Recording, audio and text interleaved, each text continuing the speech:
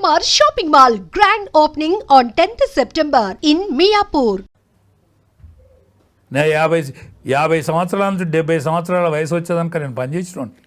అందుకనే ఈ వార్త పెద్ద బిగ్ వార్త కాదు, కానీ ఆ పార్టీ పతనావస్థకు చేరువలో ఉన్నదన్నదందుకు వార్త. ఓకే, నెక్స్ట్ స్టెప్ ఏముండొచ్చు సార్? అంటే కవిత గారి స్టెప్ ఏముండొచ్చు? ఏముంటే ఏమవుతుంది, ఏముంటే ఏం కాదు. కొత్త పార్టీ పెట్టబోతున్నారు అని అంటున్నారు. పెట్టుకొని ఏమున్నది, లైట్ గా తీసేస్తున్నారు. ఏ బలం లేదు అసలు, తనకి ఏమీ లేదు, ఏమీ లేదు కాక ఏమీ లేదు. నాకు తెలుసు కాబట్టి అంటాను, నేను దగ్గరుండి పనిచేసిన కాబట్టి అంటాను. బతుకమ్మ వాళ్ళు ఆడుకోరు, బతుకమ్మ వాళ్ళ కుటుంబంలో ఆట కాదు. బతుకమ్మ బహుజనులది, బతుకమ్మ బహుజనులది. ఆమెకో పాత్ర కాబట్టి, ఆమెకో పాత్ర కావాలి కాబట్టి ఆమె తెలంగాణ బతుకమ్మ పట్టుకొని తిరిగితే మాబోటి తెలంగాణ పిచ్చోళ్ళం ముందడ తిరిగినాం కాబట్టి దానికి ఒక వాల్యూ ఏర్పడ్డది. దాన్నే ఒక భాగం చేసుకున్నది ఆమె. ఆనాడు మహిళా విభాగంలో ఇది ఒక విభాగం, బతుకమ్మ ఒక విభాగం, ఆమె దానికి హెడ్ అయింది. అంతకంటే పెద్ద నాయకత్వం ఏం వహించలే. ఆమెకు టికెట్ ఇచ్చినాడు, నేనున్నా. అంకుల్ నా పేరేమైనా చర్చకు వచ్చిందా నన్ను అడిగేది, నాకు తెలుసు కాబట్టి నేను అంటాను. అదే సార్, తండ్రితోని అంత ర్యాపో లేదా, అంత ఈజీగా నా చర్చకు వచ్చిందా నా పేరని నన్ను అడిగిన మాట వాస్తవం, నన్ను అడిగిన మాట వాస్తవం. ఆయన ఆఖరికి ఏదో దొంగ రాత్రి టిక్ పెట్టాడు. రాత్రిపూట ఏమో ఈ పొల్ల ఎడుతుందని టిక్ పెట్టాడు. ఆనాడు మూమెంట్ ఉన్నది కాబట్టి గెలిచింది. మళ్ళీసారి ఎందుకు గెలవలేదు, మళ్ళీ ఒకసారి ఎందుకు గెలవలేదు అంటాను. నా మహానాయకురాలు అయితే మళ్ళీసారి కూడా గెలవాలి. అదే కేసీఆర్ ఎక్కడ పోటీ చేసినా గెలిచాడు. కరీంనగర్లో పోటీ చేసిండు, గెలిచిండు. మెదక్లో పోటీ చేసిండు, గెలిచిండు. మహబూబ్నగర్లో పోటీ చేసిండు, గెలిచిండు. నాయకునికి ఉండేటువంటి కెపాసిటీ, క్యాలిబర్ అది. ఆమె రెండోసారి గెలవలే. అందుకనే ఆమె గురించి మనం అంతగా మాట్లాడుకోవాల్సిన అక్కర్లేదు. తెలంగాణ రాష్ట్ర సమితి అనేది బీఆర్ఎస్ అన్నాడు, అది వీఆర్ఎస్ అయింది. ఇది మరింత వీఆర్ఎస్ అవుతుంది, అంతే తప్ప ఇంకేం లేదు. ఇంకా వీకెండ్ అవుతూ పోతుందంటారు పార్టీ, అంతే కంప్లీట్ అయిపోతుంది. దానిలో ఎవ్వరు ఉండరు. ఇంకేం ఎవరు మిగులుతారు? ఇప్పుడు సంతోష్ అనే తోడు అదొక 6th ఫింగరు, అదొక పెద్ద ఏలు కాదు, అది 6th ఫింగర్. అది ఇంకెవరున్నారు? కేటీఆర్, హరీష్ రావు, కేసీఆర్, ముగ్గురే. వాళ్ళు ముగ్గురే నాయకులు. ఇప్పుడు కోపం అయితే హరీష్ రావు పార్టీ విడిచిపెట్టి వెళ్ళిపోతాడు, గంతే. ఏముండదు. దీంతో పని అయిపోయింది. కేసీఆర్ కూడా అరే హరీష్, నేను ఎంత చేసినా ఇది రేవు కష్టట్లేదు, నీ పని నేను చూసుకోరా అంటే కథం వెళ్ళిపోతుంది. ఏముంటుంది దీనికి? ఉద్యమం కోసం అంత వీకెన్ అయిందా సార్ కేసీఆర్? అంత వీకెన్ అయినరా? కాదమ్మా, ఆయన ఆరోగ్యం కనుక సాతి చేస్తే వాళ్ళకు లీడర్ ఉన్నాడు, ఏ మాట కామాట, వాళ్ళకు లీడర్ ఉన్నాడు. కానీ క్యాడర్ అయిపోయింది. లీడర్ ఉన్నమాట నిజం, క్యాడర్ అయిపోయాడు. ఎందుకు క్యాడర్ అయిపోయాడు? తెలంగాణ ఆవశ్యకత లేదు. తెలంగాణ ఆవశ్యకత ఉన్నాడు ఆనాడు ఉద్యోగస్తులు, ఆనాడు విద్యార్థి లోకం, ఆనాడు కవులు, ఆనాడు గాయకులు, ఆనాడు తెలంగాణ కోసం అనేక సంస్థలు, అనేక పార్టీలు అన్నీ పనిచేసినాయి. ఇవాళ కాంగ్రెస్ పార్టీలో అనేక మంది పనిచేయలేదమ్మా. ఆనాడు పార్లమెంట్ మెంబర్లుగా ఉన్నటువంటి కాంగ్రెస్ పార్టీ నాయకులు పోరాటం చేయలేదు అక్కడ. ఏది తెలంగాణ ఏర్పడే రోజు కాంగ్రెస్ పార్టీ ఇక్కడ తెలంగాణలో ఉన్న నాయకులందరూ కూడా సహకరించిండ్రు. సికింద్రాబాద్ ఎంపీ ఇవాళ రాజగోపాల్ రెడ్డి, ఇవాళ అనేక మంది నాయకులు ఉన్నారు, తెలంగాణ నాయకులు. వాళ్ళందరూ కూడా పనిచేసిండ్రు. ఆనాడు బాంబులు వేసే పరిస్థితి ఏంది? పొగ బాంబులు ఎత్తా అంటే ఆంధ్ర పార్లమెంట్ మెంబర్లు పొగ బాంబులు ఎత్తా అంటే ఆనాడు వీళ్ళందరూ గట్టిగా నిలబడ్డారు. ఆనాడు బీజేపీ పార్టీ సపోర్ట్ చేసింది, సుష్మా స్వరాజ్ గట్టిగా సపోర్ట్ చేసింది. సపోర్ట్ చేస్తేనే తెలంగాణ బిల్లు పెట్టడం జరిగింది. అట్లా తెలంగాణ వచ్చింది. వచ్చిన తెలంగాణను ఊన్ చేసుకున్నాడు కేసీఆర్ గారు. మిగతా పార్టీలు సొమ్ము చేసుకోలేకపోయినాయి, కేసీఆర్ పోరాడి తెచ్చిండని అనుకున్నారు కాబట్టి కేసీఆర్కు అవకాశం ఇచ్చిండ్రు. 10 సంవత్సరాలు ముఖ్యమంత్రిగా వెలిగిండు. వెలిగిన క్రమంలో వీళ్ళందరూ దాన్ని ఖరాబు చేసిళ్ళు, పార్టీలో సంపాదించుకున్నారు. సంపాదించుకునే పేరు బదనం అయితే అయిందా కాలేదా? కాదు సార్, అధికారం ఉంటేనే పార్టీలా లేకపోతే అంతేనా సంగతులు? ఇప్పుడు మీరు చెప్తున్న దాని ప్రకారం ఒక్కటేనమ్మా, ఇది అధికారంలో ఉంటేనే పార్టీ. టీఆర్ఎస్ అనేది అధికారంలో ఉంటేనే పార్టీ. ఇది అధికారంలో లేకపోతే పార్టీగా మనగలగది. ఇవాళ కాంగ్రెస్ పార్టీ ఎక్కడనో 7 గోల లోతులున్న కాంగ్రెస్ పార్టీకి ప్రాణం వచ్చి ఉన్న కాంగ్రెస్ పార్టీ నిలబడదని నిలబడలేదా? జాతీయ పార్టీ ఒక 8 అసెంబ్లీ గెలిచినటువంటి జాతీయ పార్టీ అయిన బీజేపీ పార్టీ 8 పార్లమెంట్ మెంబర్లు గెలిచిండ్రే. 8 అంటే 8 ఏళ్ళు 56, 60 స్థానాలలో అవకాశం లభించిందే. అదే టీఆర్ఎస్ పార్టీకి డిపాజిట్లు ఇవేనే పార్లమెంట్ ఎన్నికలలో. అంటే టీఆర్ఎస్ పార్టీ ఒక ఏదైతే ఉద్భవించిందో తెలంగాణ ఆకాంక్ష కోసం ఉద్భవించింది. అనేక శక్తులు, యుక్తులు, వ్యక్తులు అందరూ పనిచేసినారు కాబట్టి టీఆర్ఎస్ నిలబడ్డది. ఆనాడు తెలంగాణ వచ్చిన తదనంతరం నా వాళ్ళు ఎవరు రాలేదనే మాట ఇచ్చింది కాబట్టి కేసీఆర్ నమ్మిళ్ళు, వాళ్ళని తీసుకొచ్చుకున్నారు కాబట్టి వాళ్ళను కూడా చూసిర్రు.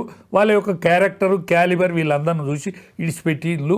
తెలంగాణ ప్రజానీకం ఇడిచిపెట్టింది కాబట్టి కేసీఆర్ ఫామ్ హౌస్కు పరిమితమైండు. కేసీఆర్ పిల్లలు ఒకళ్ళొక్కరు కొట్టుకొని చత్తారు. ఇది చరిత్ర. ఏమున్నది తల్లి.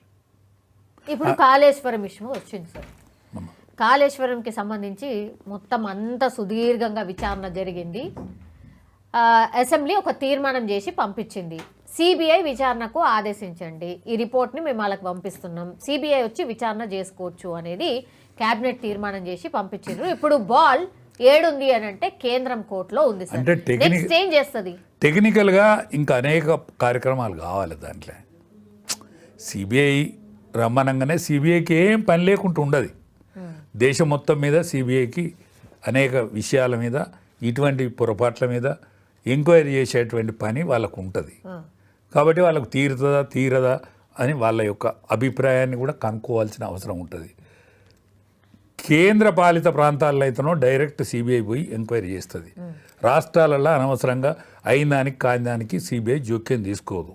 అసెంబ్లీ తీర్మానం చేసింది కాబట్టి ఏదైతే ఎంక్వైరీ కమిటీ వేసిందో, ఓ కమిషన్ వేసిందో, ఆ కమిషన్ ఇచ్చిన రిపోర్టును క్షుణ్ణంగా నిన్న ఒక 9 గంటలు దాని మీద చర్చలు చేసిన తర్వాత సిబిఐకి అప్పగించాలనేటువంటిది ఆఖరి తీర్మానంకి వచ్చింది. కాబట్టి ఇంకా కార్యక్రమం ఉన్నది, మిగిలిన్నది. ఆ కార్యక్రమం పూర్తయితే సిబిఐ నిజాన్ని నిగ్గుదేల్చేటువంటి సమయం ఉంటుంది. ఎవరి చేతుల్లో ఉండదమ్మా ఇది. సిబిఐ అనేది ఒక స్వతంత్ర సంస్థ కాబట్టి ఎవరి చేతుల్లో ఉండదు, ఏ పార్టీ చేతుల్లో ఉండదు, ఏ పార్టీ చేతులు ఉండదు. పర్మిషన్ ఇవ్వాల్సిందైతే కేంద్రమే కదా. కేంద్రం హోంశాఖనే కదా. హోంశాఖ ఇస్తుందమ్మా. హోంశాఖ రొటీన్ కార్యక్రమం తప్ప హోంశాఖ అడ్డం పెట్టే కార్యక్రమం ఏముండదు. మీ యొక్క వ్యక్తులు, మీ యొక్క బలగము, మీ యొక్క వాళ్ళందరూ కూడా సహకారం తీసుకొని మేము ఈ పని పూర్తి చేస్తాం, సహకరించండి, మీరు కూడా సహకరిస్తే మేము పని పూర్తి చేస్తామని టెక్నికల్గా వాళ్ళకి ఉంటుంది, అంతే తప్ప ఏముండదు. నిజం నెగ్గుదేలుతారు. ఎవ్వరైనా ఈ దోషులను విడిచిపెట్టరు కాక విడిచిపెట్టరు. ఎప్పుడు జరగచ్చు? ఇప్పుడు దీన్ని రాజకీయ కోణంగా కూడా చూస్తున్నారు సార్. ఎప్పుడు ఇమ్మీడియట్ గా టేకప్ చెయ్యరు. ఖచ్చితంగా ఇప్పుడు బీఆర్ఎస్ ని బీజేపీలో విలీనం చేస్తే అసలు ఆ చర్చే ఉండదు, సిబిఐ కూడా రాదు అని అంటున్నారు. అట్లా ఎన్నో అంటే ఇవన్నీ అపోహలమ్మా, ఇవన్నీ అపోహలు. బీఆర్ఎస్ను బీజేపీలో విలీనం చేస్తాడు అనేది ఒక అపోహ. ఇప్పుడు అనేక సంవత్సరాల నుంచి అంటాను, ఇన్ని రోజులు బట్టి కాంగ్రెస్ పార్టీ ఎందుకు అప్పచెప్పాలి అంటే బాగా వీకెన్ అయిపోయిన దాకా చూస్తున్నారు. వీకెన్ అయిన తర్వాత అప్పుడు చేసుకుందాం అనుకుంటున్నారు. ఇప్పుడు కాంగ్రెస్ పార్టీ కదా ఇక్కడ పరిపాలించేది, బీజేపీ పార్టీ అయితే కాదు కదా ఇక్కడ పరిపాలించేది. కాంగ్రెస్ పార్టీ ఇది తేలిన రోజు వాళ్ళు వచ్చి 2 సంవత్సరాలు దాటింది కదా. ఈ 2 సంవత్సరాల నుంచి ఏం చేసింది కాంగ్రెస్ పార్టీ? సార్ ప్రాపర్ గా ఎంక్వైరీ కాదమ్మా చేయొద్దా సార్? ఆదరా బాదరాగా చేస్తేనేమో అట్లా అంటారు. వెంటనే తీర్మానం చేసి వెంటనే ఈ ఘోష్ కమిషన్ వేయడానికి గిన్ని రోజులు ఎందుకు పట్టింది? అనేక టైం తీసుకున్నది కదా. ఇప్పుడు అప్పచెప్పింది కాబట్టి దాన్ని వీలు ప్రకారం, దాన్ని లెక్క ప్రకారం, దాని పద్ధతి ప్రకారం వెంటనే చర్య తీసుకుంటే కక్ష సాధింపు చర్య అంటారా? వెంటనే చర్య పూనుకున్నారు అనుకోండి, కక్ష సాధింపు చర్య ఎవరంటారు? అనుభవించేటోడు. ఎవడైతే సార్ ఎప్పుడైనా అంటున్నాడు, ఎప్పుడు అంటాడు అన్నట్టు. అట్లని కాదమ్మా, దానికి ఒక టైం పాబంది ఉంటుంది, దానికి లెక్క వాత ఉంటుంది, దాని టైం పాబంది ప్రకారం చేస్తారు, ఎంక్వైరీ చేస్తారు. దోషులు ఎంతటి వారైనా విడిచిపెట్టరు. కాళేశ్వరంలో మీ లెక్క ప్రకారం ఎన్ని కోట్ల రూపాయల అవినీతి జరిగింది సార్? మీ ఒక్కటేనమ్మా, కాళేశ్వరం కట్టుడు తప్పని ఎవ్వలన్నలేదు. కాళేశ్వరం కట్టుడు తప్పని ఎవ్వలన్నలేదు. కాళేశ్వరం కట్టిన మాట నిజము. కాళేశ్వరం నిపుణులతో కట్టబడ్డదని కేసీఆర్ నోట అనకపోవడే తప్పు. నేనే కర్త కర్మ క్రియ నా చెమట వడిపి కట్టినా అని అనడమే కరెక్ట్ కాదు. కాళేశ్వరంకు ఒక స్పెషల్గా కాళేశ్వరంకు ఓ కార్పొరేషన్ ఏర్పాటు చేయడంలో అనుమానాలకు తావిచ్చింది. ఇప్పుడు కేంద్ర ప్రభుత్వం డబ్బులు ఇస్తానన్నా తీసుకోకుండా, తక్కువ వడ్డీకి ఇచ్చేటువంటి పైసలను తీసుకోకుండా ఎక్కువ వడ్డీకి కార్పొరేషన్ ఏర్పాటు చేసి తీసుకునే వరకు దానిలో ఏమన్నా తినడానే అపోహకు దారితీసింది. నిపుణుల ఆలోచన మేరకే ఇక్కడ కాళేశ్వరం కట్టబడ్డది అని చెప్తే తప్పే లేకుంటుండే. కానీ నిపుణులు కాదు, నేనే అన్ని చేసిండనే వరకు దాన్ని తప్పు పట్టుకునే ఆస్కారం ఏర్పడ్డది. అంతకంటే ముందుగాల అందరు వచ్చి దీన్ని చూడాలి అని ఫ్రీ బస్సులు పెట్టి పంపిండు. దాని తర్వాత ఇక్కడికి వస్తే పోలీసు వాళ్ళు ఉంటారు అని బెదిరించిండ్రు. కాబట్టి అనుమానాలకు తావిచ్చింది. ఆ అనుమానాలకు తావేయకుండా ఘోష్ కమిషన్ వేసిండ్రు. అది రిపోర్ట్ వచ్చింది, శాసనసభ కూడా చర్చించి సిబిఐకి అప్పచెప్పింది. కాబట్టి త్వరితగతిన వీళ్ళ ప్రజల యొక్క అనుమానాలను పటాపంచలం చేసే తీరుగా సిబిఐ కూడా చర్య తీసుకుంటే మంచిదని మీ ద్వారా నేను విజ్ఞప్తి చేస్తాను. రాజకీయ దురంధరుడు, రాజకీయ చాణక్యుడు కేసీఆర్ అసలు ఎట్లా జిక్తాడు అనేది కూడా ఇంకో క్వశ్చన్ సార్. అసలు దురంధరుడు అయితే తప్పులు చేయడు కదమ్మా. దురంధరుడు వేరు, తప్పులు చేసుడు వేరు కదా. ఇప్పుడు దుర్యోధనుడు కూడా దురంధరుడే, కానీ తప్పు చేస్తే ఎంత గొప్పోడైనా కూడా శిక్షార్హుడే కదా. ఆయన కెపాసిటీని ఒప్పుకుందాం, శబాష్, మామూలు కెపాసిటీ కాదు ఆయనది, ప్రపంచ స్థాయి మేధావే, అనలేం అనుమానం లేదు. ఆ ప్రపంచ స్థాయి మేధావి ఈ కొడుకును, బిడ్డను, కుటుంబాన్ని, కులాన్ని వీళ్ళందరినీ దగ్గర తీసుకునే వరకు తప్పుల పడ్డాడు. మెజారిటీ దళితులు, మెజారిటీ బీసీలు, మెజారిటీ ఎస్సీలు, ఎస్టీలది ఈ తెలంగాణ అని ఆయన నోటనే అన్నాడు. దాని తర్వాత ఆయన కుటుంబం మాత్రమే దీని సింహాసనం ఆక్రమించింది. ఆయన కుటుంబానికి జిందాబాద్. లేకపోతే మమ్మల్ని కొట్టిన వాళ్ళను, ఉద్యమకారులను తిట్టిన వాళ్ళను, వాళ్ళని లీడర్లను చేసి మమ్మల్ని నమస్తే పెట్టు అని కాడికి తీసుకొచ్చుడే ఈ దరిద్రానికి మూల కారణమై కూర్చున్నాడు. అంతే తప్ప లాస్ ఉన్నాయి, కోర్టులు ఉన్నాయి, ఆల్రెడీ అప్రోచ్ అవ్వడం స్టార్ట్ చేసిండ్రు కూడా. ఎక్కడ కూడా లేదా సార్ ఛాన్స్? అంటే సిబిఐ విచారణ వరకు కూడా పోకుండా కెపాసిటీ ఎందుకు ఆపాలి మరి? ఆయన కూడా నిజం నీకు తేలితే మంచిదే కదా. ఆయన కూడా మరి రాకపోయే కదా సార్. మరి అసెంబ్లీకి వచ్చి ఆన్సర్ చెప్పాల్సింది కదా. రాకపోయే విమర్శ కూడా ఉంది. ఆయనకి హెల్త్ మంచిగా లేనట్టున్నది. లేకపోతే వస్తున్నారు ఇదివరకు రాలేదా? ఇదివరకు వచ్చింది కదా. ఆయన కొద్దిగా నాది నడతలేదంటే ఆయన వచ్చే బాపతి మనిషి కాదు. కానీ కావచ్చు, కానీ హెల్త్ కూడా మంచిగా లేనట్టున్నది. హెల్త్ కూడా ఒక ప్రధాన కారణం అయి ఉంటుంది. ఓకే. నిన్నటి నుంచి కూడా పార్టీ నేతలతోని కంటిన్యూషన్గా ఫామ్ హౌస్లో చర్చలు జరుపుతున్నారు. ఈ రోజు కూడా కొనసాగిన పరిస్థితే ఉంది సార్. అదే వార్తలు వస్తూ ఉన్నాయి. జనరలీ సార్ ఆయన ఏ టైంలో ఇట్లాంటి చర్చలు చేస్తూ ఉంటాడు? కంటిన్యూషన్ గందరగోళం టైంలో శరీరాన్ని ఇవన్నిటి కూడా మర్చిపోయి మాట్లాడతాడు, చేస్తాడు ఆయన. ఎందుకంటే ఆయన గందరగోళం అంటే బిడ్డ అంటే ప్రేమ, ఒక పక్క అల్లుడు, పార్టీని కాపాడుకుంటా మాతో పాటు కష్టపడ్డోడు, ఆయన మీద అపనింద మోపడం, అన్నిటికంటే ఇది హరీష్ రావు మీద ఆమె. ఇప్పుడు సరే ఇంకా విధి విధానాలు ఇది నిన్న అసెంబ్లీలో చూసినాం, ఇవన్నీ ఉన్నాయి. ఇవన్నీ పోను బిడ్డ వచ్చి ఈ మాట అనుడు కొద్దిగా ఓర్వలేనితనమే కదా, బాధాకరమే కదా. కవిత కూడా ఈ విధంగా మాట్లాడకపోనుండే కదా. ఎందుకు మాట్లాడాలి? ఆమె మాట్లాడితేనే అవుతుందా? ఇవాళ ప్రతిపక్షంలో ఉన్నటువంటి కాంగ్రెస్ పార్టీ మాట్లాడుతుంది, ఇంకా ప్రతిపక్షంలో ఉన్నటువంటి అనేక మంది మాట్లాడుతాను, కాంగ్రెస్ పార్టీ మాట్లాడుతూనే ఉండే. మరి నువ్వు మాట్లాడితేనే ఇది ఏది అందులో పోసిన అట్ట అవుతుందా? మీరొచ్చి ఎందుకు మాట్లాడాలి? నువ్వు ఈడ లేని కూడా లేవు కదా. నువ్వేటో నీ కొడుకుని జాయిన్ చేసుకోవటానికి పోయినావు, వచ్చి సపరేట్గా ఇంటికి పోకపోయినావు. నీకు అంతలా ఇష్టం ఉడితే మీ నాన్న దగ్గరికి పోకపోయినావు, ఏం జరిగింది నాన్న అని అడగకపోయినావు.